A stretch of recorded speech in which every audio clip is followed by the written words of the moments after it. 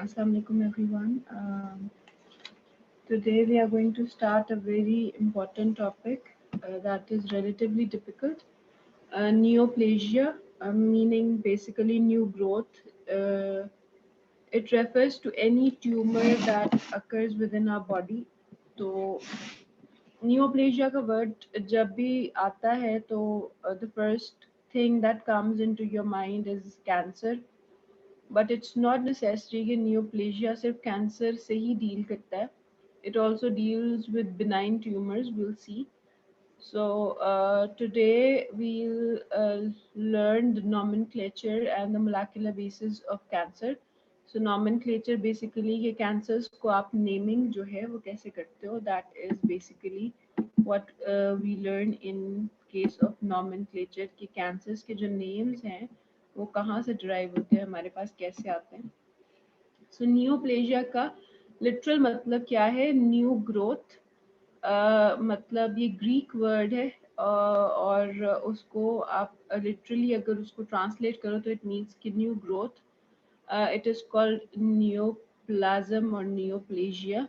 Oncology, oncos meaning tumor, is the study of tumors or neoplasms. ठीक है, oncology के बारे में आप लोगों ने पढ़ा होगा कि it's a subdivision of medicine जिसके अंदर आप बेसिकली ट्यूमर्स के बारे में स्टडी करते हो या आप मोस्टली कैंसर से डील करता है. बट ज़रूरी नहीं है कि सिर्फ नियोप्लेजिया जो है वो कैंसर ही हो. As I'm telling you again and again, it can also include benign tumors. So literally it means new growth, and oncology is the study of the neoplasms or tumors. So definition by a person is a neoplasm is an abnormal mass of tissue, the growth of which exceeds and is uncoordinated with that of the normal tissue and persists in the same manner after cessation of the stimuli which evoked the change. So basically what happens in case of neoplasia is के obviously एक math बन रहा है, एक नई growth बन रही है. तो वो कैसे बनेगी? तभी बनेगी जब के जो नॉर्मल बॉडी सेल्स हैं वो ज़रूरत से ज़्यादा जो है वो डिवाइड होंगे और वो एक्सीड कर जाएंगे अपनी ग्रोथ कैपेसिटी को. So basically what is happening in case of a neoplasm is the cell division is without control. कि उसके अंदर बेसिकली अगर हम डील कर रहे हैं mostly with cancers, so what is happening is के there is a cell division without any control.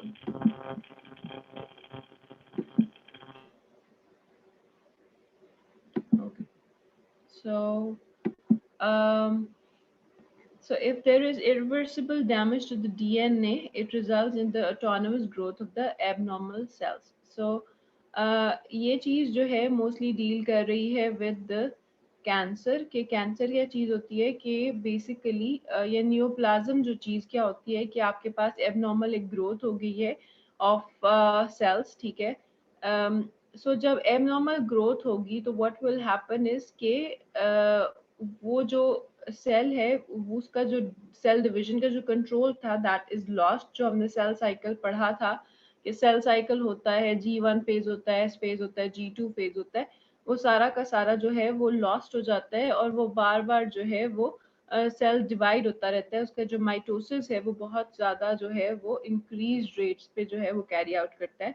So what is actually happening is that there is damage to the DNA that results in the growth of the cells by themselves. वो खुद ही जो हैं वो divide होते जाते हैं और वो जो हैं वो किसी को मतलब डिवीजन को जो है वो उसका कोई कंट्रोल नहीं रहता.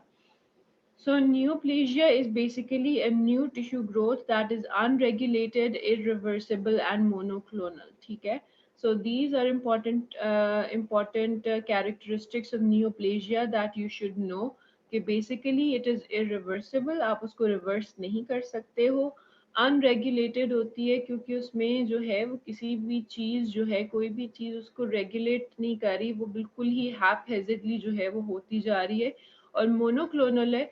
मोनोक्लोनल का मतलब होता है कि जो न्यूप्लास्टिक सेल्स होते हैं they are derived from a single mother cells. I'm sorry, it's missing. So basically, the neoplastic cells are derived from a, um single mother cell, meaning के अगर for example if we are talking about any abnormal growth or neoplasia of the smooth muscles, तो जो उसका mother cell होगा वो एक ही होगा, for example वो स्मूथ मसल होगा और वो उसकी जो है वो एबनॉर्मल ग्रोथ होती जाएगी। वो ये नहीं होता कि फॉर एग्जांपल आपके स्मूथ मसल्स की भी ग्रोथ हो रही है और आपके कार्डियक मसल्स की भी ग्रोथ हो रही है, आपके जो है क्या कह रहे हैं स्केलेटल मसल्स की भी ग्रोथ हो रही है, मतलब डिफरेंट सेल्स जो है वो इन्वॉल्व नहीं होते, there is only one typical type of cell that is involve और उसकी जो है वो एबनॉर्मल ग्रोथ जो है वो होती है। So neoplastic tumors can either be benign or malignant. At this step or at this point, you must know what a benign and a malignant tumor is. आप लोगों को थोड़ा बहुत आइडिया होगा. So benign is something जो कि localized रहता है to the tissue of its origin और वो spread नहीं करता, उसका metastasis नहीं होता. Metastasis का क्या मतलब होता है basically? It is the spread of a tumor to another site. मतलब अगर आप फॉर एग्जांपल कैंसर के बारे में आप लोगों ने ज़रूर सुना होगा कि नहीं उस बंदे का कैंसर जो है वो फैल चुका है, वो डिफरेंट पार्ट्स ऑफ बॉडीज में जा चुका है, वो बोन में फैल चुका है, वर्टिब्रा में चला गया है। सो कैंसर का जो है वो कैरेक्टरिस्टिक ये होता है कि वो जो है वो डिफरेंट टिश्यूज में जो स्प्रेड करता है जिसको आप मेटास्टेसिस कहते हो। लेकिन बिनाइन और मेलिग्नेंट ट्यूमर के अंदर एक इम्पॉर्टेंट डिफरेंस जो है वो ये है कि जो मेलिग्नेंट ट्यूमर है वो मेटास्टेसाइज कर सकता है, वो स्प्रेड कर सकता है to different parts of the body, but the benign tumor, on the other hand, it will not metastasize or it will not spread to different parts of the body and it will remain localized. So, generally speaking, जो benign tumors होते हैं वो भी abnormal growths होते हैं of tissue, लेकिन वो जो है वो इतने वो relatively harmless होते हैं because वो एक particular tissue के अंदर localized रहते हैं और अगर आप उनको वहां से सर्जिकली रिमूव कर दोगे तो वो आगे कोई प्रॉब्लम कॉज नहीं करेंगे। But what happens in case of a malignant tumour is कि अगर आप उसको वहां पे वो एक पर्टिकुलर टिश्यू के अंदर वो प्रेजेंट है, so it will spread to other tissues and it can harm the other tissues और वो डिफरेंट टिश्यूज मतलब वो फॉर एग्जांपल अगर if it is present in the kidney it can travel to, for example, the lungs and form tumors over there as well, or into the lymph nodes. So obviously, this will cause problems. Okay. Next up, we have components of a tumor. दो components basically हमारे होते हैं जो tumour होता है, जो आपका growth होती है, जो आपका न्यूप्लाज्म होता है, उसके दो components होंगे। एक होगा पेरेन्कमा जो कि है बेसिकली जो उसके सेल्स हैं, दैट इज द पेरेन्काइमा और the पेरेन्कमा, and then the second component is the stroma, that is the supporting extracellular structure जो उसका होगा, that is the basically stroma का टर्म यूज करते हैं हम उसको। सो बेसिक जो ये स्ट्रोमा जो होता है वो ऑब्वियसली हर चीज के अंदर हर पर्टिकुलर किसी भी ग्रोथ के जो भी एक एबनॉर्मल ग्रोथ होगी उसका जो एक सपोर्टिंग स्ट्रक्चर होगा दैट इज स्ट्रोमा, और जो उसके सेल्स होंगे वो उसको वो हम उसको कहेंगे पेरेन्काइमा। सो अगर फॉर एग्जांपल आपके जो है स्मूथ मसल सेल्स जो है उनके एक एबनॉर्मल डिवीजन हुई हुई है तो जिसको इसका जो पेरेन्काइमा होगा that will compose of the smooth muscle cells, the abnormally divided smooth muscle cells, and stroma will composed of the supportive tissue जो उसका एक बैकग्राउंड टिश्यू होगा। The classification of the tumors and their biological behavior are based primarily on the parenchymal component, but their growth and spread is critically dependent on the stroma. ठीक है, तो basically you name the tumour या उसके जो characteristics आप देखते हो वो आप देखते हो depending on the type of cell that is present in the neoplasm, but उसकी जो स्प्रेड है और उसकी जो ग्रोथ है वो कंट्रोल करते हैं उसकी जो स्ट्रोमा होता है। ओके, सो नॉमेनक्लेचर है बेसिकली जो लिटरली इसका मतलब होता है कि नेमिंग, आपने जो डिफरेंट कैंसर्स हैं उनको आप नेम कैसे करते हो। So nomenclatures of tumors is based primarily on the parenchymal component. The nomenclature is broadly divided into two depending on the origin of the tumor, either it is of mesenchymal origin or epithelial origin. ठीक है? So basically there are two different types of origins जो कि एक tumour के हो सकते हैं, या तो वो mesenchymal origin होगा या वो epithelial origin होगा. तो उससे रिलेटेड जो है वो बेसिकली उसका जो है वो नाम जो है वो रखा जाएगा. लेट्स सी, अगर हम मीजेनकाइमल ट्यूमर्स की बात करें, ये चीज़ें जो है ये वंस यू नो कि कौन सा आपका जो पेरेंट टिश्यू कौन सा है, उससे रिलेटिवली जो है इट्स ईजियर टू मेमोराइज कि इनके नाम जो हैं वो क्या होते हैं. सो डोंट बी स्कैर्ड कि ये तो बहुत ज़्यादा नाम लिखे आ रहे हैं और ये क्या चीज़ें हैं और हमें नहीं पता. बट अगर एक दफ़ा यू जस्ट मतलब by the end of this lecture और the next lecture you will actually know कि हाँ अच्छा इसका ये मतलब है, इसका ये मतलब है, इसका ये मतलब है. So it will start making sense.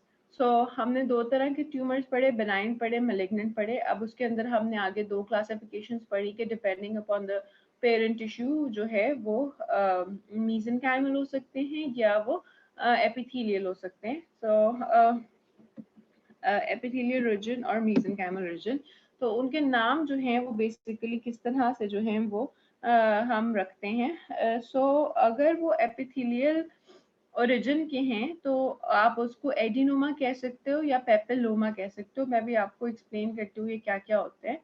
अगर एक benign tumour blood vessels, epithelium क्या होती है आपकी, जो आपकी लाइनिंग होती है ऑफ एनी बॉडी सरफेस, या आपके जो इवन जो स्किन की लाइनिंग वो एपिथेलियम है, आपकी जो गट की लाइनिंग है वो एपिथेलियम है.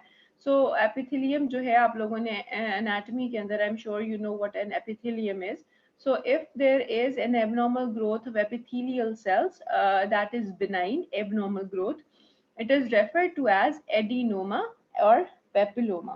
So अगर मैं अभी यहाँ पे if I go a step further और मैं अगर आपको यहाँ पे थोड़ा सा एक्सप्लेन करने की कोशिश करूँ कि अगर यही जो है एपिथेलियल एबनॉर्मल ग्रोथ जो है वो malignant हो जाए, तो what would its name would be? So that will be adenocarcinoma. ठीक है, मतलब अगर वो बेनाइन है तो दैट इज एडिनोमा, और अगर वो malignant हो जाती है तो that is adenocarcinoma. You just add the term carcinoma to make it sound more scary, or more, you know, anything that is malignant. Obviously जो malignant होता है, जो कैंसर होता है, कैंसर को आप कार्सिनोमा भी कहते हो. तो जो चीज़ कैंसरस है, जो चीज़ malignant है, उसके आगे आपने basically you will add just carcinoma. ठीक है, अभी हम आगे इसको पढ़ेंगे कि और क्या क्या चीज़ें हम ऐड कर सकते हैं. So for the purpose of epithelium आप एडिनोमा को एडिनोकार्सिनोमा कह सकते हो, पेपिलोमा को आप पेपिलरी कार्सिनोमा कह सकते हो. These are two different things that you can say. We will study more about these. अगर ब्लड वेसल से एक बेनाइन ट्यूमर जो है वो ओरिजिनेट कर रहा है, तो आप उसे क्या कहोगे? हिमैंजियोमा. उसे आप कहोगे हिमैंजियोमा. अगर स्मूथ मसल सेल से ओरिजिनेट कर रहा है एक बेनाइन ट्यूमर, तो that is refer to as leiomyoma. Leiomyoma, इसको अगर अगर यही जो है वो बेसिकली हो गया है malignant, तो अगर आप इसको सीधा कहोगे लियोमायोसार्कोमा. ठीक है, अब कार्सिनोमा के बजाय आपके जब स्मूथ मसल से ओरिजिनेट किया था तो दैट वाज, अगर वो मसल से ओरिजिनेट कर रहा है तो आप सार्कोमा का वर्ड यूज कर रहे हो. अगर वो स्केलेटल मसल से ओरिजिनेट कर रहा है तो that is rhabdomyoma, but if it is malignant तो that is rhabdomyosarcoma. And bone से ओरिजिनेट करे तो ऑस्टियोमा, एंड फैट से ओरिजिनेट करे तो लाइपोमा. अब इसको अब सोच लो क्या कहोगे? लाइपोसार्कोमा कहोगे अगर ये malignant. Okay, so this is an example of something that we call fibroids, जो कि एक फीमेल के अंदर जो हैं वो होते हैं. आप लोगों ने सुना होगा अक्सर कि उस एक पर्टिकुलर औरत है, मतलब इन हर 50s, उसके जो हैं वो फाइब्रॉइड्स हो गए, तो उसका जो है हिस्टेरेक्टमी करनी पड़ी, यूट्रस रिमूव करनी पड़ी। तो फाइब्रॉइड्स बेसिकली क्या होते हैं, ये एक बिनाइन ट्यूमर्स होते हैं और ये बेसिकली लियोमायोमास होते हैं। ये स्मूथ मसल सेल्स जो हैं वो डिवाइड हो रहे होते हैं। तो ये जो है यूट्रस में कहीं भी पड़े हो सकते हैं, या तो उसकी वॉल के अंदर जो है वो पड़े हो सकते हैं, या उसके अपर सरफेस पे हैं, या उसके अंदर जो हैं वो प्रोट्रूड कर रहे होते हैं उसकी कैविटी के अंदर, या उसकी कैविटी से बाहर प्रोट्रूड कर रहे होते हैं। So depending on their location आप उनको जो है वो उनका नाम दे देते हो कि अगर वो विद इन द वॉल है तो दैट इज इंट्राम्यूरल। सब सिरोजल जो है वो मतलब कि आउटसाइड द जो उसकी कैविटी है उससे बाहर है। सब म्यूकोजल फाइब्रॉइड जो है वो अंदर की तरफ है। सो ये सारी जो चीज़ें हैं, ये this diagram is just illustrating how you will see fibroids in a patient. So fibroids जो होते हैं basically leiomyomas होते हैं, जो कि smooth muscle cells की benign growths होती हैं। ओके, अब एपिथेलियल ओरिजिन के जो हैं वो ट्यूमर्स, उनकी नॉमेनक्लेचर कैसे होगा बिनाइन ट्यूमर्स का, कि their classification is more complex. They are based on cell of origin, microscopic architecture और macroscopic patterns. So देखो, एडिनोमा जो है हम ऑलरेडी पढ़ चुके हैं कि बेसिकली अगर एपिथेलियल ओरिजिन होगा तो उसे आप एडिनोमा कहोगे। तो इसमें दो डिफरेंट चीज़ें होती हैं। अगर for example, there is a glandular tissue with a non-glandular pattern, for example, thyroid adenoma. तो इसमें जो है वो basically what it is trying to say is कि अगर एक particular tissue है जो normally एक ग्लैंड की तरह एक्ट करता है, वो हार्मोन्स प्रोड्यूस करता है, और वो जो है उसकी ग्रोथ जो है वो एक नॉन ग्लैंडुलर पैटर्न में हो रही है, मीनिंग कि एक इस तरह से पैटर्न में हो रही है जो कि नहीं प्रोड्यूस करता वो hormone. So that will be that is one different particular type. तो उसमें फॉर एग्जांपल थायराइड एडिनोमा होता है। थायराइड आपका normally produces the T3 and T4 thyroid hormones, but अगर उसकी एक एबनॉर्मल ग्रोथ हो रही है, अगर एडिनोमा हो रहा है, तो वो जो है वो नॉन ग्लैंडुलर पैटर्न्स के ऊपर बनेगा। Or if there is non-glandular tissue with glandular patterns, example renal tubular adenoma. So इसमें basically क्या होगा कि आपका जो renal tubules होती हैं वो जो है वो as a gland act नहीं करती, but वो अगर वो जब उनकी benign proliferation होगी that will be at a glandular pattern. So that is one example. सो आगे पेपिलोमा है। पेपिलोमा जो है, this is making things just more difficult. I should just delete this, आप लोगों को इसकी समझ नहीं आएगी बिकॉज ओके। सो एडिनोमा आ गया, फिर आ गया पेपिलोमा। पेपिलोमा बेसिकली जो होता है वो हमेशा एक पेपिलरी ग्रोथ होती है, फिंगर लाइक प्रोजेक्शन होती है, जिसको आप पेपिलोमा कहते हो। ठीक है, आप लोगों को बस पता होना चाहिए कि जो पेपिलोमा का वर्ड जहाँ पे भी आ जाएगा इट मीन्स कि एक फिंगर लाइक कोई प्रोजेक्शन आ रही है। ठीक है, तो माइक्रोस्कोपिक और मैक्रोस्कोपिक विजिबल फिंगर लाइक और worthy projection from the epithelial surface, for example oral papilloma. ठीक है, cyst adenoma, it is a form of adenoma that forms cystic masses, for example ovarian cyst adenoma। ठीक है, एक adenoma हो गया। ठीक है, वो ग्लैंडुलर या नॉन ग्लैंडुलर हो सकता है। फिर हमारे पास पेपिलोमा आ गया जो कि फिंगर लाइक प्रोजेक्शन की फॉर्म में होता है। फिर हमारे पास सिस्ट एडिनोमा हो गया जिसके अंदर जो एडिनोमा है वो सिस्टिक मैसेस की फॉर्म में, सिस्ट की फॉर्म में है, तो that is cystic adenoma. Okay.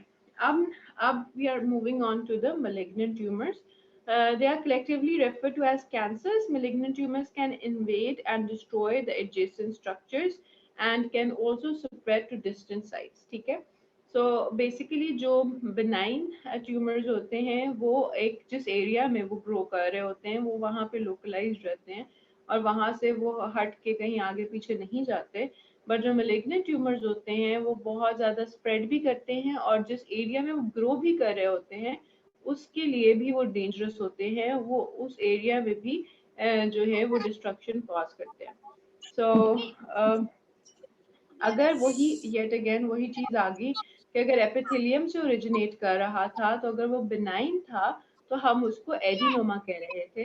अगर वो एपिथेलियम से ओरिजिनेट कर रहा है एंड इट इज malignant, तो you call it adenocarcinoma. So बदतमीज बनाओ है साला मेरे काबू था मारा जरा मैं रुक जाता है कपड़ा कपड़ा ये तो बड़ी police. okay, sorry for. Okay, so अब अगर ये ब्लड सेल्स का जो है वो malignant कैंसर है, so दैट इज ल्यूकीमिया और लिम्फोमा. ठीक है, ये आप लोग, I don't know if you study haematology, लेकिन ये ल्यूकीमिया और लिम्फोमा जो हैं वो ब्लड कैंसर्स होते हैं. So mostly white blood cells को इन्वॉल्व करते हैं.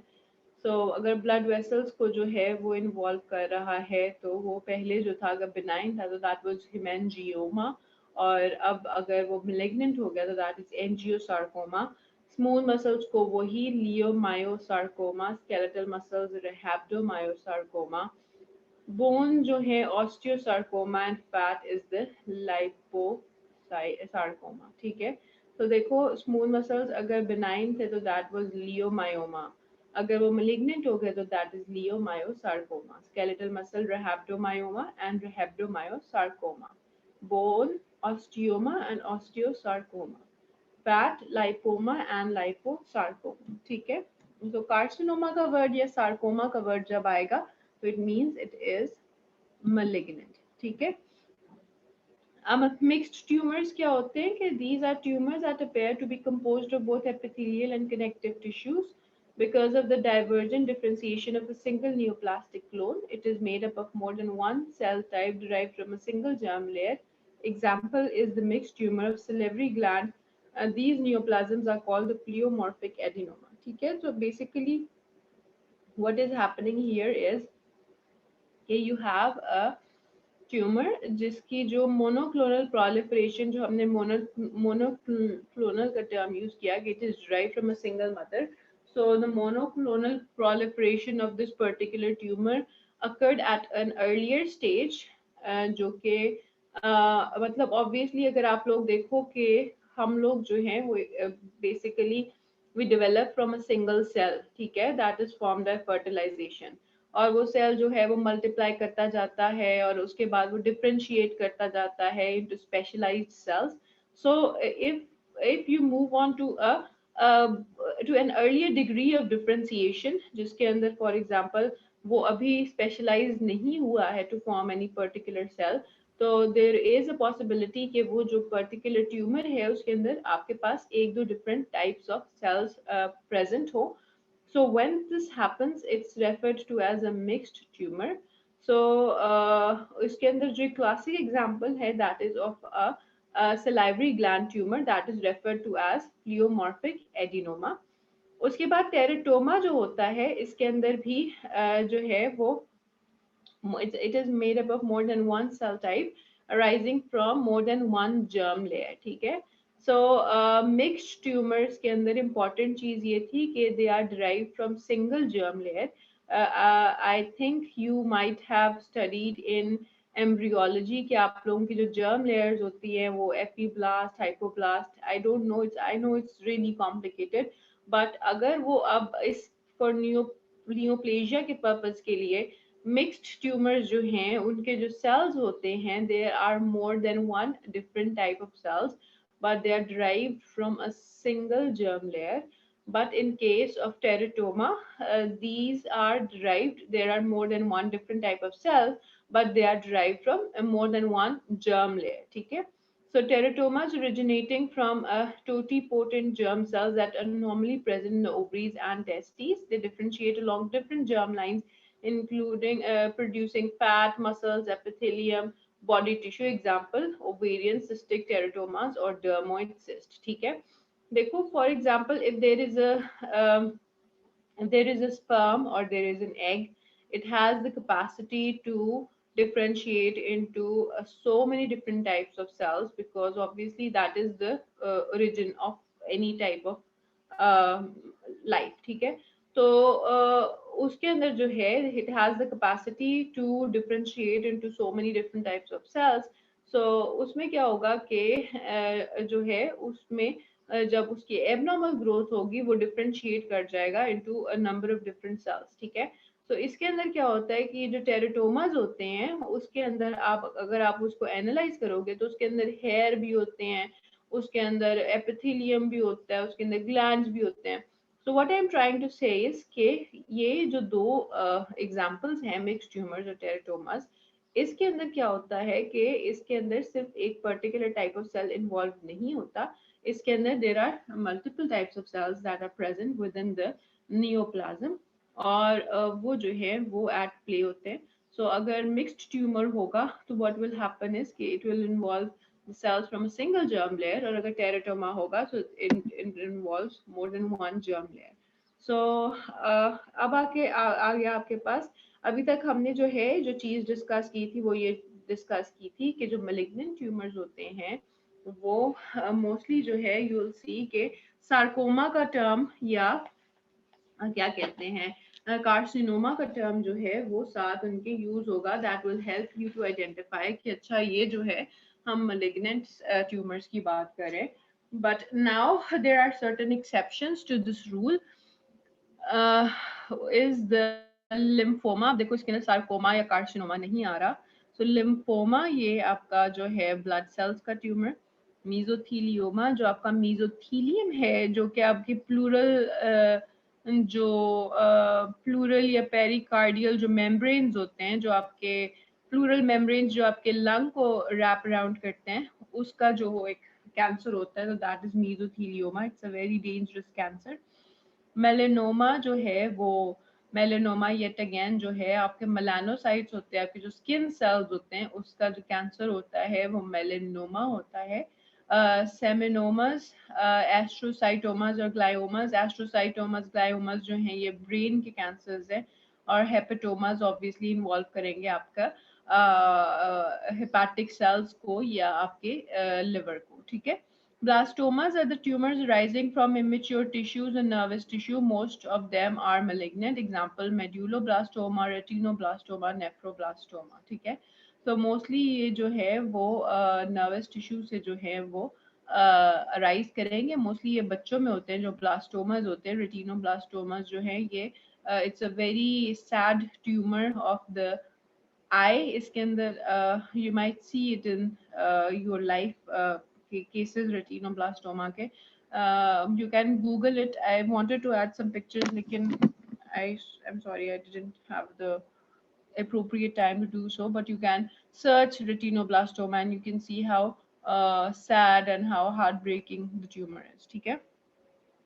Okay, so in summary, uh, देखो अगर एपिथेलियल ओरिजिन है और उसका अगर बिनाइन है तो दैट इज एडिनोमा, और अगर वो मेलिग्नेंट है तो दैट इज एडिनोकार्सिनोमा। अगर जो है वो पेपिलोमा, अगर फिंगर लाइक प्रोजेक्शन है उसकी तो दैट इज पेपिलोमा, और अगर मेलिग्नेंट है तो that is squamous cell carcinoma या पेपिलरी कार्सिनोमा। फिर उसी तरह fibroma, fibrosarcoma, osteoma, osteosarcoma. Chondroma जो है वो कॉन्ड्रोसाइट्स को या कार्टिलेज को इन्वॉल्व करता है तो कॉन्ड्रोसार्कोमा। लाइपोसाइट्स, लाइपोमा एंड लाइपोसार्कोमा ये फैट सेल्स को इन्वॉल्व करे। स्मूथ मसल सेल्स को इन्वॉल्व करे तो लियोमायोमा, लियोमायोसार्कोमा। स्केलेटल मसल्स को रेहेप्टोमायोमा एंड रेहेप्टोमायोसार्कोमा। ये येट अगेन वही एक्सेप्शंस का एक समरी दी गई है कि अगर tumour cells of tumour of germ layers multiple tissues benign, so अगर बिनाइन होगा तो that is a mature teratoma, और अगर मेलिग्नेंट होगा तो that is an immature teratoma. Melanoma जो है वो मेलानोसाइट्स जो आपके स्किन के अंदर जो मेलानिन प्रोड्यूसिंग सेल्स होते हैं जो आपके कलर देते हैं आपकी स्किन को, उसका जो ट्यूमर होगा तो that is melanoma. Seminoma carcinoma of the testis. Leukemia, that is the carcinoma of the hematopoietic stem cells. Lymphoma is the malignancy of the lymphocytes. Mixed tumors, both epithelial and connective tissue components. For example, the pleomorphic adenoma of the salivary glands, or carcinosarcoma of the breast or the uterus. Okay. So this is your home task. What is a granuloma, hematoma, or choriostoma? So you should just read through these three terms, and you should know what actually what these mean. Okay. Okay. So characteristics of ma'am benign and malignant. हाँ जी. Ma'am just इसे mean के definition इसकी देखनी है या कोई assignment वगैरह बनानी है? नहीं नहीं, बस पढ़ लो घर में. Home task. ओके ठीक है. ओके. चलो कोई तो सुन रहा है एटलीस्ट लेक्चर. अच्छा. बेनाइन एंड malignant ट्यूमर का कैरेक्टरिस्टिक्स क्या क्या होते हैं. ठीक है, ये इम्पोर्टेंट चीज़ है, ये आप लोगों को पता होनी चाहिए. बहुत पूछी जाती थी when I was in my 4th year of medical school.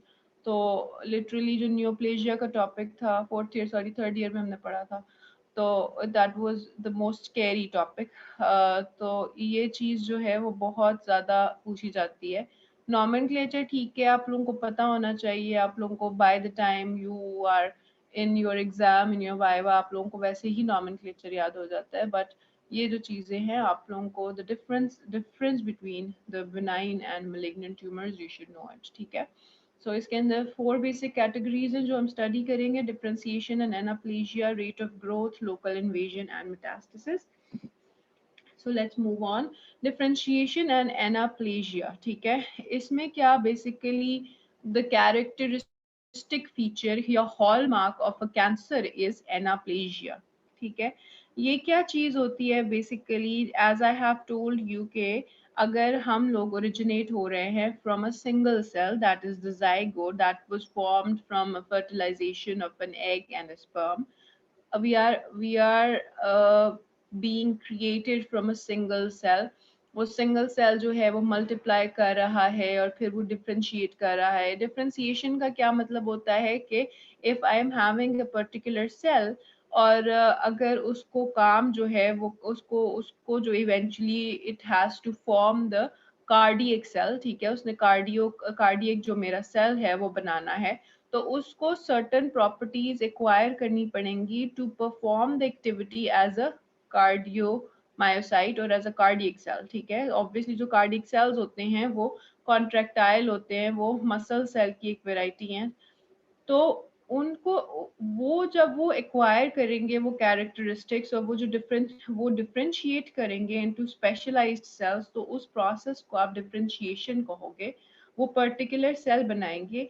अब फॉर एग्जांपल जो आपके हार्ट के सेल्स हैं वो पर्टिकुलर सेल्स बना रहे हैं, आपके जो लंग्स के जो न्यूमोसाइट्स हैं वो आपके डिफरेंट टाइप्स ऑफ सेल्स हैं, जो आपकी किडनीज के जो सेल्स हैं वो आपके डिफरेंट टाइप्स ऑफ सेल्स हैं. Just I am trying to say इसके आपकी बॉडी के अंदर हर पर्टिकुलर स्पेशलाइज्ड फंक्शन करने के लिए या हर पर्टिकुलर ऑर्गन के लिए, हर पर्टिकुलर टिश्यू के लिए there is a specialised type of cell that is at work. ठीक है, अगर आप किडनीज के सेल्स को निकाल के एनालाइज करो और अगर आप हार्ट के सेल्स को निकाल के एनालाइज करो तो ऑब्वियसली उनके अंदर मेजर डिफरेंसेस होंगे. तो जो डिफरेंसेस हैं वो इसलिए हैं बिकॉज वो हर एक सेल जो है वो स्पेशलाइज्ड है to perform its particular function. So that is what a differentiation means. अब अगर जो है ये डिफरेंशिएशन नहीं होगी, अगर वो जो सेल है वो स्पेशलाइज्ड नहीं होगा to perform what it is doing, so that is referred to as anaplasia. So if there is anaplasia, so this is the hallmark of malignancy. जो benign tumors होंगे वो कभी भी anaplastic नहीं होंगे, वो हमेशा well differentiated होंगे. ठीक है, so this is an important thing that you should know and you should make this concept really clear in your minds. Okay, what is actually differentiation and what is anaplasia? So lack of differentiation is called anaplasia. This is the hallmark of malignancy. Benign tumors are well differentiated while malignant tumors usually range moderately differentiated to anaplastic. ठीक है, so malignant tumors के अंदर ये भी ज़रूरी नहीं है कि वो हर एक malignant tumor जो है वो anaplastic ही हो. वो थोड़े बहुत जो है there is कि वो माइल्डली जो है वो डिफरेंशिएटेड हो सकते हैं, लेकिन एनाप्लास्टिक भी हो सकते हैं. So there is an entire range. लेकिन फॉर अगर अगर आप सिर्फ बिनाइन ट्यूमर्स की बात करो तो उसके अंदर जो है वो हमेशा वेल डिफरेंशिएटेड ही होंगे. ठीक है, Okay, the morphological changes associated with anaplasia are प्लियोमॉर्फिज्म. प्लियोमॉर्फिज्म क्या होता है कि जो उसकी शेप है या उसका जो एक पर्टिकुलर जो उसकी एक स्ट्रक्चर था वो अब वो नहीं रहा. अब उसकी वो एक बिल्कुल एक शेपलेस फॉर्म जो है वो उसने इख्तियार कर लिया, उसको आप प्लियोमॉर्फिज्म कहोगे. मतलब जो उसकी मॉर्फोलॉजी है, मॉर्फोलॉजी जो है वो अब एक पर्टिकुलर वो उस तरह की नहीं रही जो उसकी होनी चाहिए थी. फॉर एग्जांपल जैसे अगर न्यूमोसाइट्स की बात कर रही हूँ, जो आपके लंग के सेल्स हैं, अगर उनका जो पर्टिकुलर शेप जो उनको एक्वायर करनी चाहिए थी वो नहीं होती, तो that is प्लियोमॉर्फिज्म. Abnormal nuclear morphology, ठीक है. ये वाले जो एनाप्लास्टिक सेल्स होते हैं, इनकी जो न्यूक्लियस होता है उसकी भी मॉर्फोलॉजी जो होती है वो एबनॉर्मल होगी. माइटोसिस, वही मैंने आप लोगों को बताया कि देखो कैंसर का हॉलमार्क क्या चीज़ है कि वो चीज़ जो है वो मल्टीपल टाइम्स जो है वो बहुत ज़्यादा रैपिडली जो है वो डिवाइड कर रही है, जितना उसको डिवाइड नहीं करना चाहिए. ऑब्वियसली जब आप अगर इफ यू जस्ट इमेजिन, आप लोग सोचो कि कैंसर क्यों होता है, तो इसलिए होता है क्योंकि वो जो सेल्स होते हैं वो इतना ज्यादा डिवाइड कर जाते हैं जितना उनको नहीं करना चाहिए. ठीक है, ऑब्वियसली आपके सेल्स आपके हर रोज जो है आपकी बॉडी से एपिथेलियम शेड हो रहा है, लेकिन आपके नए एपिथेलियम सेल्स जो हैं वो डिवाइड होके बन रहे हैं. बट अगर जो है वही अगर आपके 10 सेल्स लूज हो रहे हैं और आपके 10 सेल्स जो है वो बन रहे हैं उसको रिप्लेस करने के लिए, तो आपको कुछ नहीं होगा. लेकिन अगर आपके 10 सेल्स लूज हो रहे हैं और उसको रिप्लेस करने के लिए आपके 100 सेल्स बन रहे हैं, तो ऑब्वियसली आपका वो एक्यूमुलेशन हो जाएगी ऑफ दो सेल्स. सो इन सेल्स के अंदर जो है माइटोसिस जो है वो बहुत ज्यादा होगा. many cells in malignant neoplasms are in mitosis, proliferative activity of the parenchymal cells. ठीक है, माइटोसिस कौन सा चीज थी? सेल डिवीजन थी. ठीक है, जो आपने पढ़ा था सेल साइकिल, उसमें आपका G1 फेज होता है, फिर S फेज होता है, फिर G2 फेज होता है और फिर M फेज होता है. M phase is the mitosis phase, जिसके अंदर जो है बेसिकली आपका सेल जो है वो मल्टीप्लाई करता है. Loss of polarity. पोलैरिटी क्या मतलब है कि उसकी जो ओरिएंटेशन है, हर सेल्स के पर्टिकुलर पोल्स होते हैं, उसकी एक ओरिएंटेशन होती है कि उसका जो है वो फॉर एग्जांपल अगर एक पर्टिकुलर डायरेक्शन में वो लंबा है या वो ओवल है या वो राउंड है या जिस तरह का भी है. अब आपने न्यूरॉन्स देखे हैं, वो न्यूरॉन्स जो हैं वो लंबे होते हैं, उनके एक्सॉन्स होते हैं, उनके डेंड्राइट्स होते हैं, blah blah blah. What I am trying to say इसके हर सेल्स होता है स्पेशलाइज्ड होता है. अगर उसकी जो ओरिएंटेशन, उसकी ऑर्गेनाइजेशन जो है वो लॉस हो रही है, तो दैट इज बेसिकली एनाप्लेजिया.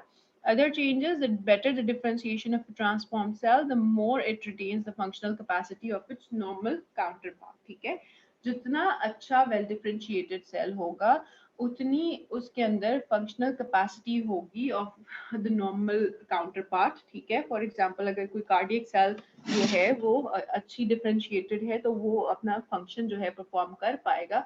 लेकिन बेसिकली इसीलिए जो जो कैंसर सेल्स होते हैं वो आपके ऊपर बर्डन इसलिए बन जाते हैं बिकॉज वो एनाप्लास्टिक होते हैं, वो वेल डिफरेंशिएटेड नहीं होते, वो किसी काम के नहीं होते.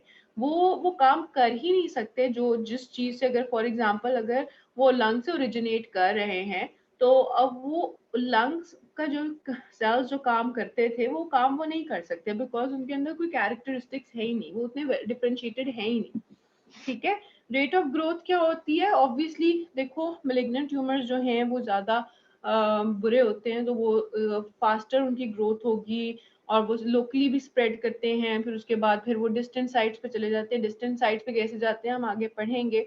अगर फॉर एग्जांपल वो लिम्फेटिक्स के थ्रू जा सकते हैं. ठीक है, लिम्फेटिक्स जो आपकी होते हैं, या वो ब्लड के थ्रू जा सकते हैं. ठीक है, वो वहां से जो है वो कोई एक सेल जो है वो डिसलॉज कर जाता है, फिर वो ब्लड के थ्रू ट्रैवल करता है और फिर जो है वो किसी और पर्टिकुलर एरिया में जाके जो है वहां पे कैंसर कॉज करना शुरू हो जाता है. ठीक है, और ट्यूमर्स जो बिनाइन ट्यूमर्स है वो स्लोली ग्रो करते हैं.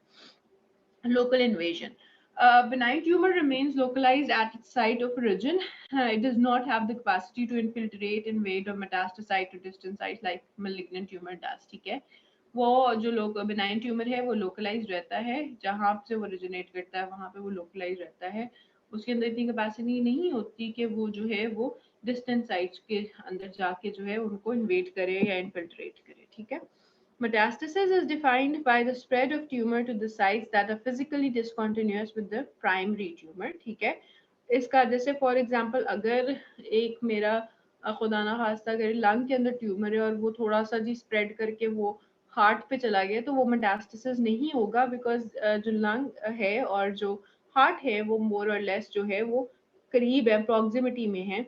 लेकिन अगर फॉर एग्जांपल एक पेशेंट के ब्रेस्ट के अंदर कैंसर है और वो उसकी बोन के अंदर अगर फॉर एग्जांपल उसके वर्टिब्रल कॉलम के अंदर चला गया है, तो क्योंकि वो डिस्टेंट हैं दोनों चीजें, तो दैट इज मेटास्टेसिस। ठीक है, this marks a tumour as a malignant because benign tumors do not metastasize. The invasiveness of cancer permits them to penetrate into blood vessels, lymphatics and body cavities, providing the opportunity to spread. ठीक है, so ये तीन pathways हैं, हम already discuss कर चुके हैं कि जो आपका मेटास्टेसिस है वो कैसे होगा, या तो वो ब्लड के थ्रू चले जाते हैं, या वो लिम्फेटिक्स के थ्रू चले जाते हैं, या वो बॉडी कैविटीज जो हैं आपकी जो पेरिटोनियम वगैरह है उसके थ्रू जो हैं वो चले जाते हैं। So this is the comparison. I'll read through it quickly.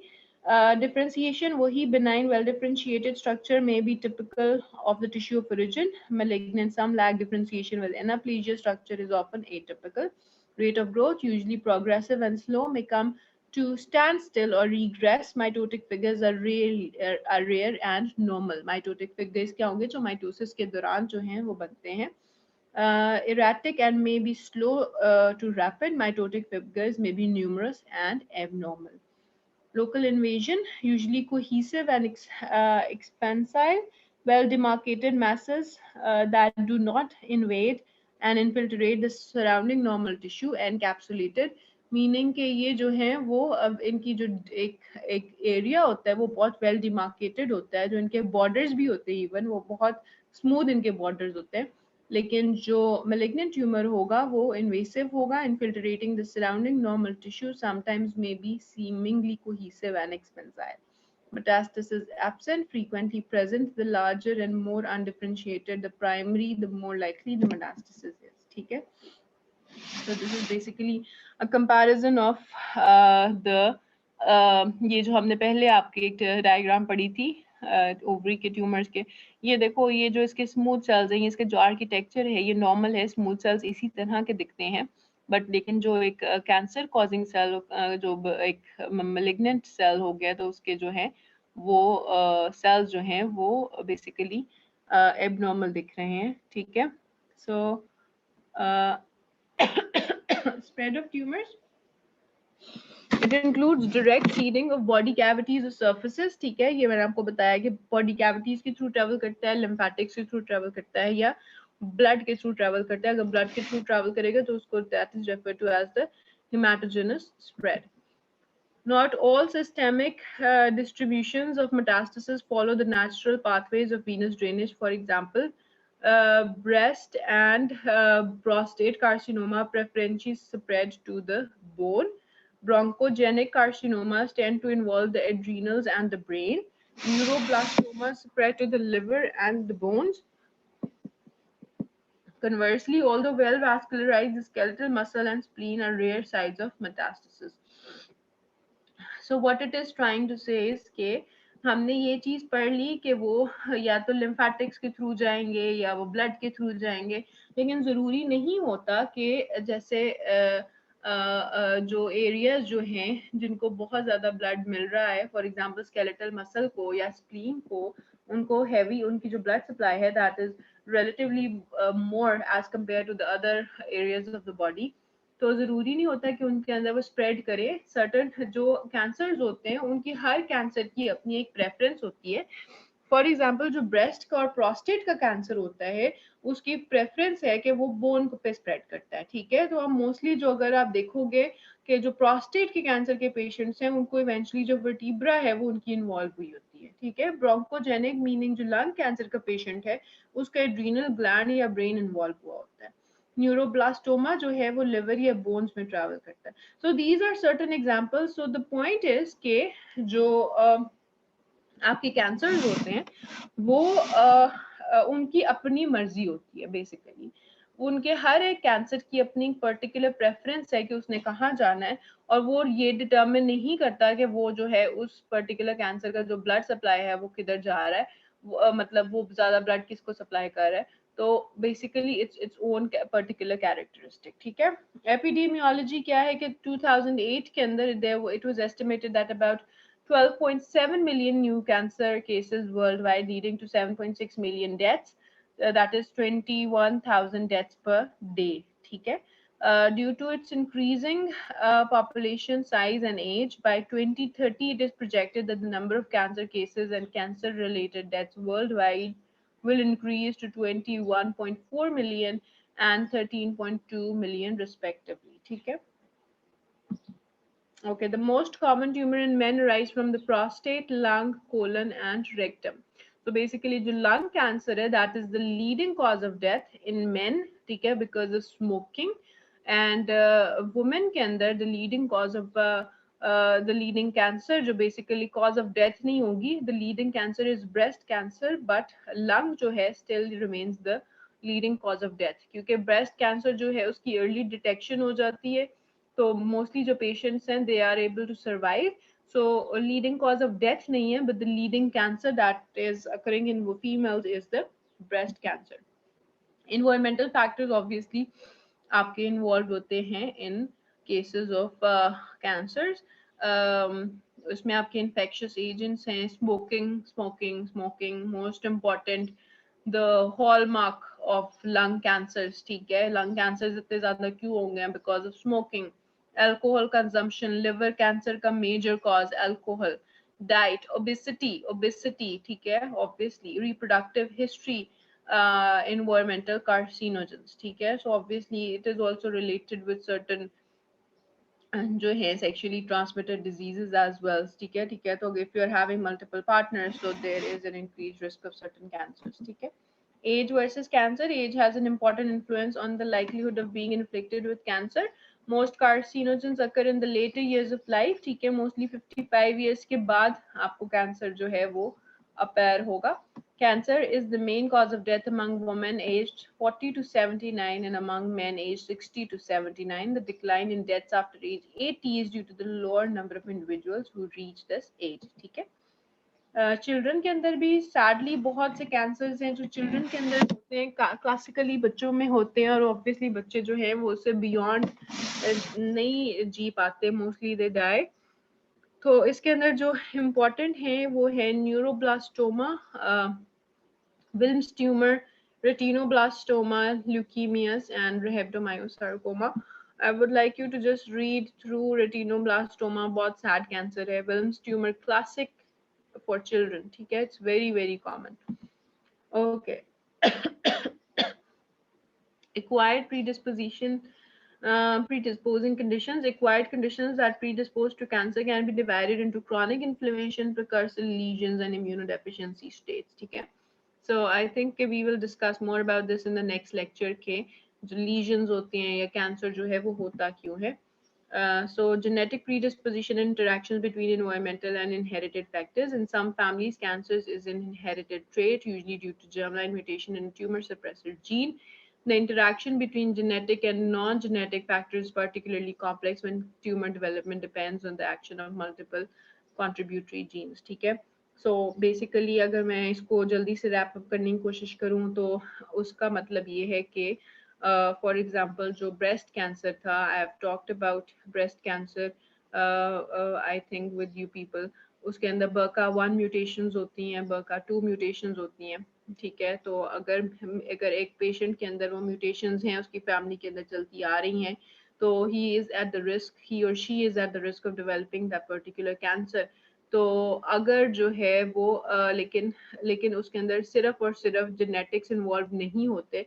अगर एक बंदे के अंदर अगर you have two people, so one of them might develop cancer and the other might not develop cancer even if they are having the same genetic mutation, because उसके अंदर environmental factors भी at work आते हैं. तो अगर for example उसका कोई environmental trigger ऐसा हुआ है, for example उसने X-ray radiation से उसका exposure हुआ था जिसकी वजह से जो है वो उसका जो कैंसर कॉजिंग जीन थी वो एक्टिवेट होगी या whatever the cause was, तो उसके अंदर जो है वो कैंसर होगा. So basically what I am trying to say is कि जेनेटिक्स जो है वो सिर्फ एक रिस्क फैक्टर नहीं होता, ठीक है, मतलब सिर्फ जीन्स जो हैं वो इन्वॉल्व नहीं होती for causing cancer. So it is a multi factorial disease. उसके अंदर आपके जीन्स भी होंगी अगर आप जेनेटिकली ससेप्टेबल हो टू अ पर्टिकुलर कैंसर, लेकिन इन्वायरमेंटल ट्रिगर्स जो हैं वो भी एक इम्पॉर्टेंट रोल प्ले करते हैं इन कॉजिंग दैट पर्टिकुलर कैंसर, ठीक है. ट्यूमर ग्रेडिंग और स्टेजिंग ये आप लोगों के लिए इम्पोर्टेंट है बिकॉज आप लोगों को पता होगा कि सुना होगा कि अच्छा जी उसका स्टेज 4 कैंसर है या इस तरह से. These terms are used to quantify the clinical aggressiveness of a given neoplasm. Grading में क्या होता है? This is description of the tumor based on the degree of differentiation of the tumor cells. ठीक है, differentiation के बारे में हम already discuss कर चुके हैं. That is based on the extent to which the tumor cells resemble their normal counterpart when a biopsy of tissue is viewed under a microscope. It is an indication of how quickly a tumor is likely to grow and spread. Well-differentiated tumors tend to grow and spread slowly than poorly and undifferentiated ones. ठीक है? So grading is basically dependent on the degree of differentiation. Staging क्या है? Staging is a way of describing the size of the cancer and its extent of spread into the surrounding tissue or onto the other parts of the body. The main staging system currently in use is the American Joint Committee on Cancer Staging. So आपने जो है वो staging system आप use जो करते हो वो TNM staging system होता है, ठीक है. उसमें T जो है that is the tumour, then N is the regional lymph nodes and M is the metastasis, ठीक है. उसमें T जैसे जो है आप T1 to T4 आप यूज करते हो based on the increasing number of size, 1 being the small tumor and 4 being the large tumor. So her particular tumour की ना इसके अंदर आई रिमेम्बर हमें सर्जरी के अंदर हर ट्यूमर की जो है वो TNM स्टेजिंग याद करनी पड़ती थी कि अगर उसका साइज जो है वो इतने मिलीमीटर्स है तो उसकी T1 होगी, अगर वो इतने मिलीमीटर्स है तो दैट इज T2. और आई रिमेम्बर कि हमें इवन प्रॉफ के अंदर जो है वो क्वेश्चंस आते थे, MCQs आते थे कि एक ट्यूमर है उसका साइज इतना है, वो इतने लिम्फ नोड्स में जा चुका है, उसका मेटास्टेसिस हुआ हुआ है नहीं हुआ हुआ, तो उसकी TNM स्टेजिंग बताएं. I know it's really I don't know, matlab, I think it's unfair to expect a student to, memorize all the TNM stagings of all the different types of cancers just to put it in exam. But this is how things work here. So N refers to whether it has spread to the lymph nodes. अगर zero है N0 है तो वो किसी भी lymph node में नहीं गया. अगर N1 से N3 है तो मीनिंग कि जो उसकी रेंज ऑफ lymph nodes थी वो इंक्रीज करती जाएगी. This is really actually complicated. जो सो बेसिकली अगर मैं N1 को सिर्फ समझाना शुरू कर दूंगी तो वो लंबा हो जाएगा, फिर N2 को समझाऊंगी, फिर N3 को समझाऊंगी. तो basically N1 to N3 is basically increasing number of involvement of the lymph nodes, and then M0 signifies that there is no distant metastasis, or M1 or M2 indicates the presence of metastasis. ठीक है, so here it is. अगर जो है ये एक general gastric carcinoma की staging जो है वो दी गई है, ठीक है. अगर म्यूकोजा और सब म्यूकोजा को इन्वॉल्व कर रहा है तो दैट इज T1. अगर उसको मस्कुलरिस प्रोप्रिया में चला गया तो दैट इज T2. अगर वो सिरोजा को इरोड कर गया तो दैट इज T3. अगर वो एडजेसेंट ऑर्गन में चला गया तो दैट इज T4. N1 है कि 1 to 6 regional lymph nodes involve हैं, N2 है 7 to 15 regional lymph nodes involve है, N3 है कि more than 15 lymph nodes involve हैं.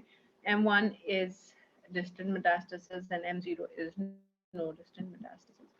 Staging is important to help us know the type of treatment to give. If the cancer is just in one place, a local treatment such as surgery or radiotherapy could get rid of it completely. But if it has spread, systemic therapy such as chemotherapy, hormone therapy, or biological therapy that circulate throughout the body will be needing. Stages is of great clinical value. ठीक है, this is about it. आप लोग से कोई question है तो let me know. I'll mark your attendance really quick. Okay. Be prepared, people. Don't मुझे ना तंग ना करना अटेंडेंस के मामले में. आप लोग हमेशा मुझे बहुत जिच कर देते हो. Ahmad Nadeem. Ayman Nadeem. Yeah, this guy is absent since the beginning of time. Ayman Habib. Ayman Habib.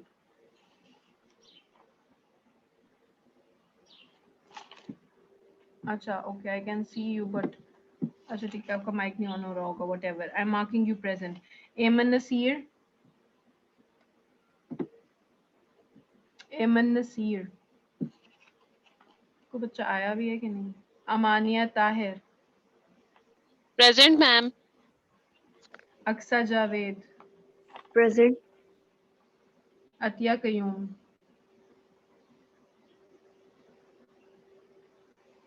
Atiya Qayyum. Ayesha 1169. Present, ma'am. Ayesha Hasan. Present, ma'am. Aisha Mughal. Ayman Nasir, I can see your hand raised. Okay. Aisha Mughal. Bisma Shahid. Present, ma'am. Dua Khan. Present, ma'am. Farah Noor. Present, ma'am. Fariha Fatima. Present, ma'am. Fatima 1205. Present, ma'am. Fatima Nasir. Fatima Nasir. Walia Khan. Present, ma'am. Vania Khan. Present, ma'am. Gulshan Salim. Present, ma'am. Hafiz Muhammad Salman. Present, ma'am. Hira Ahmed. Present, ma'am. Humaira Saeed. Present, ma'am. Ifra Ali. Ifra Ali. Ma'am हाँ जी. Ma'am उसकी तबीयत ठीक नहीं है, उसका message आया मुझे. आपको मैसेज आया, अभी वो मुझे क्लास. तो मैसेज नहीं आया ना. Okay ma'am. Areej Amer. Present. Izza Elahi. Present, ma'am. Kashaf Maqsood. Present, ma'am. Kiran Rani. Present, ma'am. Mahnur Asif. Present. Mahnur Liaquat.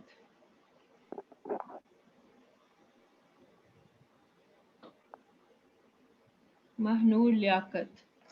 यार ये बच्ची पिछले 4 क्लासेस से एब्सेंट है. मुझे नहीं पता आप लोगों को क्या लग रहा है. आप लोग को मतलब सीरियस नहीं हो कि 10 नंबर हैं इसके. मैं लिटरली बता रही हूँ, I am not going to mark any ones present. आप लोग बाद में आके मुझे कहोगे कि मैम हम प्यारी मैम, अच्छी मैम, फलानी मैम, ढमकानी मैम, हमारे नंबर लगा दे. मैं नहीं लगाऊंगी. I am telling you. I am lenient with you people. I try to teach you the best I can and I try to accommodate you people. But अगर आप लोग attendance के मामले में आओगे मुझसे बात करने के लिए, मैं उसको अकोमोडेट नहीं करूँगी. I am telling you. और ये कोई वो मैं धमकी नहीं दे रही हूँ या मैं वो नहीं कर रही हूँ. I just play by the rules. This is who I am. मैं हमेशा I have been really fond of what is right and what is wrong. ठीक है, तो if these people are your friends, you tell them जो हो गया वो सो हो गया. बट जितने आगे 4-5 लेक्चर्स रह गए हैं उसके अंदर अगर वो 2-3 नंबर उन्होंने लेने हैं तो वो ले लें, अगर नहीं लेने तो ठीक है, उनकी मर्जी है. Tahir. Present, ma'am. Malik Mohammad Hasan. Present, ma'am. Manahil Kamran. Manahil Kamran. Maria Shaukat.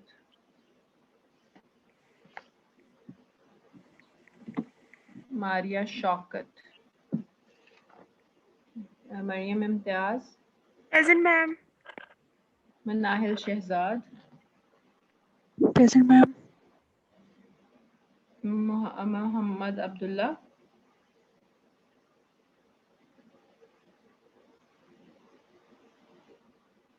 Mohammad Abdullah.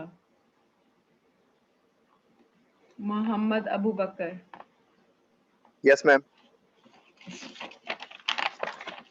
Muhammad Amir Tahir.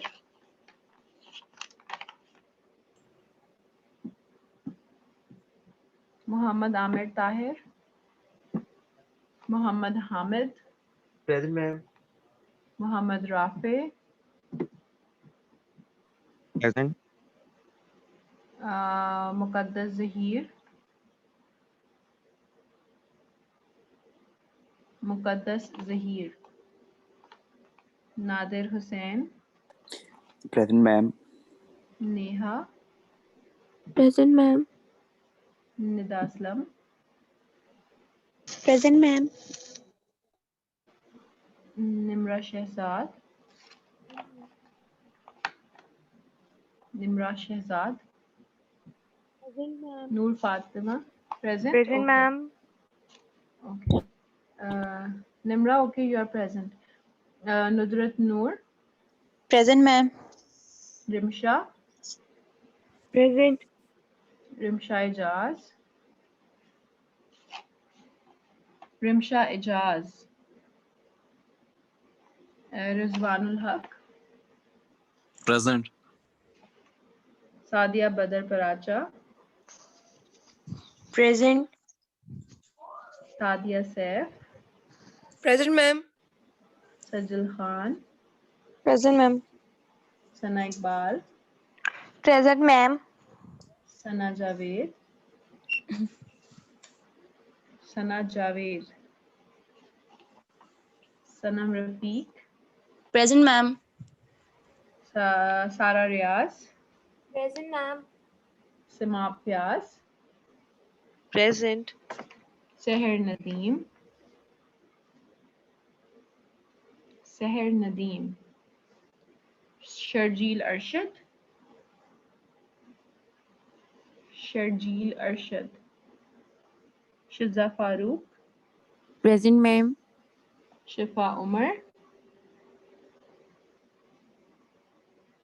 Shifa Umar. Shumaila Kausar. This was how I imitated her. Sidra Abbas. Present, ma'am. Taimur Mujahid. Taimur Mujahid. Umair Ahmed. Umair Ahmed. Umme Ayman. Umme Ayman. Osama Irshad. Yes, ma'am. Present. Warda Fatima. Present, ma'am. Zainab Mehboob. Present. Zille Huma. Present, ma'am. Present, ma'am. Okay ठीक है बच्चों कोई questions हैं तो you can ask me ma'am एक बार teratoma को repeat कर दें यार टेरेटोमा बेसिकली ना मोस्टली फीमेल्स के अंदर होता है लेकिन मेल्स के अंदर भी होता है लेकिन उसके अंदर क्या होता है कि उसके अंदर ना आपके अंदर मल्टीपल सेल्स की टाइप जो होती है ना वो प्रेजेंट होती हैं मतलब अगर आप एक ओवेरियन टेरेटोमा को अगर आप देखोगे ना अभी आई वुड रिकमेंड कि अभी आप बेशक अभी अपने फ़ोन के ऊपर अगर आप लेक्चर नहीं ले रहे फ़ोन से तो आप देख लो उसको उसका ना गूगल के ऊपर इमेज देखो जाके ओवेरियन टेरेटोमा टाइप करो उस पर गूगल पे आप इमेज देखो उसके अंदर आपकी हेयर भी होते हैं आपके स्मूथ मसल्स होते हैं आपके सेबेशियस ग्लैंड्स होते हैं मतलब बेसिकली मोस्टली क्या होता है कि जैसे अब आप हमने लियोमायोमा या लियोमायोसार्कोमा पढ़ा वो सिर्फ स्मूथ मसल्स का ट्यूमर था जिसके अंदर सिर्फ और सिर्फ स्मूथ मसल्स आएंगे ठीक है तो टेरेटोमा के अंदर क्या होता है कि उसके अंदर मल्टीपल टाइप्स ऑफ सेल्स आ रहे होते हैं उसमें हेयर सेल्स होते हैं मोस्टली हेयर सेल्स अगर हेयर सेल्स आपको कहीं हिंट आया हुआ है किसी एमसीक्यू के उसके अंदर कि उसके अंदर हेयर सेल्स भी हैं और सेबेशियस ग्लैंड्स के सेल्स भी हैं तो वो आपके लिए हिंट होता है कि ये टेरेटोमा है तो उसके अंदर multiple varieties of cells multiple types of cells are present ठीक है okay ma'am thank okay any more questions ma'am assessment का बता दो, कब तक करेंगे अपलोड आप? Assessment plan yes ma'am. यार आई हैव बीन ट्राइंग, मतलब मैं बाकी अपना जो बाकी मेरे हैं मेरे बाकी सेक्शंस हैं मैं उनकी तो ले रही हूँ साथ साथ, लेकिन आप लोगों की क्लास थोड़ी बड़ी है, तो इसलिए मुझे अभी मैं बाकी टीचर्स जो पैथोलॉजी पढ़ा रही है मैं उनसे कोऑर्डिनेट करके पूछ रही हूँ कि किस तरह से वो क्या कर रही हैं। So once I know what they are actually doing, तो मैं उस हिसाब से फिर आप लोगों से जो है वो लूंगी, ठीक है, because I want to do something जो आप लोगों को पढ़ाई के काम आए, क्योंकि मुझे पता है अगर मैं आप लोगों से प्रेजेंटेशंस ले लूंगी तो आप लोगों ने पढ़ना नहीं है उस प्रेजेंटेशन के लिए, तो क्विज हम ले नहीं सकते at this moment.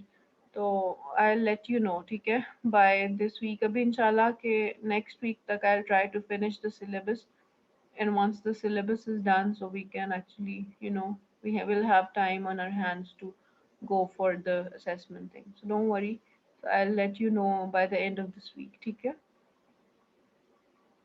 Okay ma'am. और मैम आपने असाइनमेंट के मार्क्स अपलोड नहीं किए, मैम थोड़ा सा अंदाजा हो जाता है आपकी मार्किंग कैसी है, आपसे तो डर ही बहुत लगता है। मुझसे डर लगता है? मैं यस सर। आप हमारी I'm- क्लास से ऐसे ही नाराज सी रहती हैं। आप लोग अनॉय करते हो मुझे, मतलब ऑनेस्टली बिकॉज शुरू में बच्चे आते ही नहीं थे, ठीक है, 70 बच्चों में से 30 बच्चे आते थे, मतलब मुझे होता था कि यार सुबह बंदा उठता है, मतलब इतनी मुश्किल से, मतलब ऑनेस्टली मेरे लिए भी सुबह 8 बजे उठना कोई आसान काम नहीं है, मैं सुबह की सोती हूँ 5 बजे और फिर मैं 8 बजे उठती हूँ, मतलब और फिर बंदा अपना बोलता है, रात को लेक्चर प्रिपेयर करता है, सारा कुछ करता है, खुद पढ़ना पड़ता है पढ़ाने के लिए, इट्स नॉट सिंपल कि मुझे ये सारी चीजें जो हैं वो फिंगर टिप्स पे याद है, ऑब्वियसली मैंने 3rd ईयर की पढ़ी हुई है, मुझे कुछ 3 साल 8 साल हो गए होंगे, 3 साल हो गए होंगे उसे पढ़े हुए, तो द थिंग इज कि वो फिर उस तरह से होता है, लेकिन जो बच्चे अच्छे हैं, जो बच्चे हर क्लास में आते हैं, जो बच्चे थोड़ा सा मुझे पता है कि बच्चे एग्जिस्ट करते हैं, तो उनके साथ मैं बिल्कुल भी स्ट्रिक्ट नहीं हूँ, लेकिन हाँ मैम वो तो वाइवा में ठीक है, अगर लेकिन आप लोग मुझे मैम कुछ नहीं सुनाओगे तो मुझे गुस्सा आएगा। हाँ जी मैम थोड़ा सा तो वो आइडिया हो जाता है ना कि आप मार्किंग कैसी करती हैं। अच्छा ठीक है, आई विल डू इट इंशाल्लाह, ठीक है, मैं आप लोगों की 2 असाइनमेंट्स हो चुकी हैं, है ना? हाँ ठीक है, you have Yes, ma'am. completed your assignments, तो I'll mark it and I'll upload, तो एक्चुअली मुझे बिकॉज आई एम न्यू, मुझे नहीं अभी पता, मैंने ख्याल से जी पोर्टल पे मैंने अपलोड करने हैं, मुझे नहीं पता मैंने किधर अपलोड करने, but I will do that, ठीक है, आई विल इस वीक या नेक्स्ट वीक के एंड तक, ठीक है, I will do that, don't worry. Okay ma'am, मैं असाइनमेंट्स में हर एक को अच्छे नंबर देती हूँ, इसलिए फिक्र ना करो। ओके मैंने मैम, जो चेक किए हैं अभी तक उसके अंदर मैं मिनिमम 7, अगर बहुत ही किसी ने गंदी बनाई है तो उसको 6.5 दे दूंगी, लेकिन मैं अच्छे नंबर देती हूँ, किसी की अच्छी असाइनमेंट है तो मैं, किसी की बहुत जबरदस्त असाइनमेंट है मैं 10 मार्क्स भी दे देती हूँ, मैं असाइनमेंट्स में दे देती हूँ, लेकिन वाइवा में एक्सपेक्ट ना करो कि मैं दूंगी, ये मैं पहले बता रही हूँ। Okay ma'am. ठीक है, असाइनमेंट्स में minimum that I have given अभी तक इज 7, और अगर बहुत ही फजूल किसी ने बनाई है, अब एक बच्ची ने मुझे, मतलब ऑब्वियसली मैं नाम नहीं लूंगी, लेकिन एक बच्ची ने मुझे, मेरे से दूसरे सेक्शन की बच्ची थी, उसने मुझे लिटरली, अगर उसने 10 पेजेस की असाइनमेंट बनाई है तो she took a picture and sent me an email, she took another picture, sent me an email, सो देखो देखो मेरी बात सुनो, हर चीज का एक प्रोटोकॉल होता है, you are going to be professionals, आप लोगों ने आगे एक प्रोफेशनल लाइफ में एंटर होना है, you are going to be doctors, so अगर आप लोगों ने, मुझे प्रेजेंटेशन नॉर्मल हालात होते तो obviously you have to make it on a piece of paper and you have to submit it in a nice respectable decent way, लेकिन आप लोग क्या करते हो, अगर एक बच्चा मुझे एक फोन से पिक्चर लेके भेज रहा है एक, और फिर दोबारा एक और ईमेल भेज रहा है, और मुझे I got 20 emails from that particular kid, तो obviously it is really annoying for the teacher कि वो, अब मैं obviously I won't go and open every other email, it's like checking 20 different assignments, ठीक है, तो वो चीज बहुत मुश्किल हो जाती है, इसके बरक्स अगर एक बच्चे ने अच्छी असाइनमेंट बनाई है, उसको उसकी पिक्चर अच्छी तरह उसको स्कैनर से कैम स्कैनर से लिया। अब इतने तो आप लोग बैकवर्ड्स हो नहीं कि आप लोगों को नहीं पता कि कैम स्कैनर कैसे यूज करते हैं। आपने उसको पीडीएफ में कन्वर्ट किया है, फिर आपने मुझे उसको एक अच्छे सिंगल फॉर्म में भेजा है, तो that makes a good impression. ठीक है, तो ये छोटी छोटी फाइन चीजें होती हैं जो आपको पता होती है। ऊपर से कुछ बच्चे जो हैं, they email me in a highly unprofessional manner. ठीक है, वो लोग मुझे ऐसे ईमेल कर रहे होते हैं जैसे पता नहीं मैं उनकी कोई छोटे होते की फ्रेंड हूँ, हम बचपन से खेलते आ रहे हैं। मतलब उर्दू में लिख के रहे। देखो, अगर आपने उर्दू यूज करनी है, ठीक है, आई एम नॉट सेइंग कि भाई आप लोगों को हाईली इंग्लिश आनी चाहिए। अगर आप लोगों ने उर्दू यूज करनी है तो उसे उर्दू फॉन्ट में लिख के मुझे भेजो। ठीक है, मुझे पढ़नी आती है उर्दू, मैं उर्दू पढ़ लूंगी। अगर आपने इंग्लिश यूज करनी है, मुझे इंग्लिश में अच्छी तरह एक रिस्पेक्टेबल लेटर लिख के भेजो, एक जो भी आपने ईमेल लिख के भेजनी है। मतलब इस तरह से जो आप लोगों ने जो रोमन उर्दू लिखना शुरू की हुई है ना, बहुत अच्छा एटीट्यूड नहीं है। मतलब ये चीजें आप लोगों को ये नहीं कह रही कि मैं किसी बच्चे को पॉइंट आउट कर रही हूँ। What I am saying is कि देखो, I am your teacher and apart from studies it's my responsibility to teach you कि आप लोगों में जो छोटी छोटी माइनर एरर्स आ रहे हैं वो क्या हैं। ठीक है, तो अभी इस लेवल पे तो it doesn't make a difference. ठीक है, मैं आप लोगों के ईमेल्स पढ़ लेती हूँ, मैं उसका रिप्लाई भी कर देती हूँ। आप लोगों ने देखा होगा कि हमेशा whenever I reply you people, it's always in a professional manner, in a good well written English. It's not, I'm not doing, मैं रोमन नहीं लिख सकती यार बच्चों क्लास पे आ जाओ ना आओ, ये करो वो करो। सो ये चीजें जो होती हैं ऑफिशियल होती हैं। So you need to be professional. तो इन चीजों को थोड़ा सा ना ज़हन में रखा करो। और बाकी मुझसे डरो मत, मैं अच्छी टीचर हूँ। अगर आप लोग इन पर्सन मुझे देख लोगे तो इसलिए परेशान नहीं होगा। ठीक है, फिक्र ना करो। Thank you. No problem. Yes ma'am, आप बिल्कुल डिफरेंट है। मतलब कि हम जब यहाँ पे आपको सुनते हैं तो आप उसमें बिल्कुल अलग है, और जब आपको देखते हैं तो बिल्कुल भी नहीं लगता कि ये वही टीचर है। बिल्कुल मैम। देखो, आपने मुझे देख लिया ना, बस ठीक है। यस जिन लोगों मैम। ने देखा हुआ है वो रिलैक्स्ड है फिर मुझसे, तो इसलिए जो परेशान है वो एक दफा आके मुझे देख लें और फिर रिलैक्स हो जाए। ठीक है। तो आप लोग की काउंसलिंग सेशन भी रखना था अगर आप लोगों को चाहिए कुछ पूछना हो तो। अभी खैर फिलहाल Thursday the department is closed, तो उसके बाद जो है we can plan out something. ठीक है, we can arrange a counselling session for you people if you want to understand anything. ठीक है, चलो भागो फिर सारे। अल्लाह हाफिज एवरीवन।